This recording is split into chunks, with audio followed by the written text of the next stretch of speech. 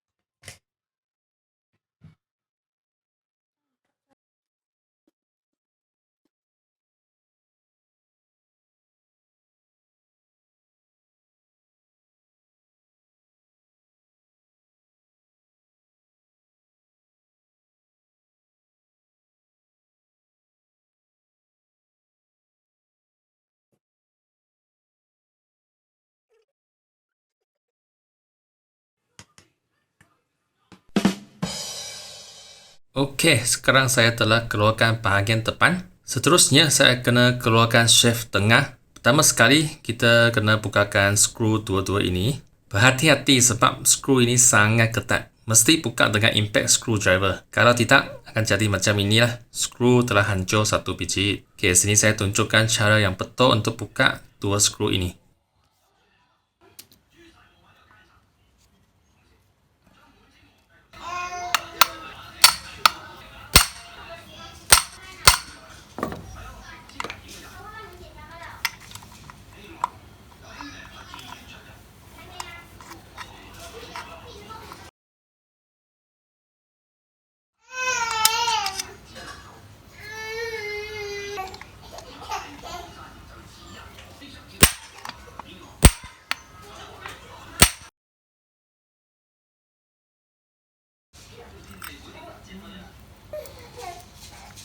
Okey, seterusnya kita kena keluarkan pin ini dengan menggunakan pin pula ini. Okey, cara untuk guna macam ini. So, dia ada besi ini dan satu pemegang lah untuk pusing-pusing supaya boleh tolakkan pin keluar. Okey, so sini dia ada satu pin. So, pin ini kena masukkan di sini. Kemudian kena pusing-pusing bagi dia masuk. Okey. So sini dia kena tolak sikit lah. Macam ni. Sebelum tu jangan lupa buat marking lah. Nanti korang lupa. Okey. So ada marking. So sekarang kita kena tolakkan pin ini supaya shaft boleh keluarkan dari housing distributor lah. So alat ini kita masukkan macam ni. Okey. Kemudian kita tolak. Bila kita pusingkan pin pula ini, sebenarnya dia akan rali ketutupan dia. Bukan senang untuk tolakkan pin keluar. Pastikan ketutupan pin jangan lari. Kalau lari, hancur lah.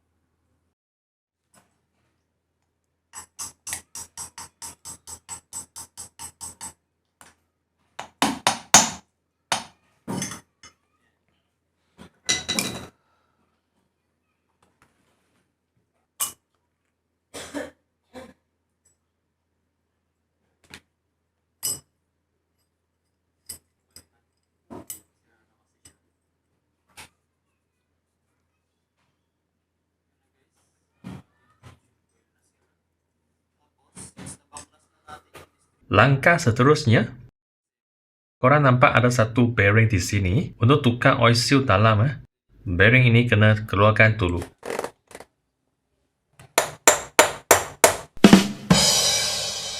Sebenarnya dua skru kena buka dulu sebelum ketuk oil seal. Akibatnya sekarang bearing telah rosak, kena ganti dengan bearing baru.